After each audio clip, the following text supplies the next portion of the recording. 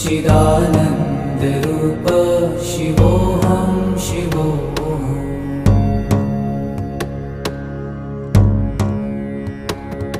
न च प्राणसंज्ञो न वै पञ्चवायु,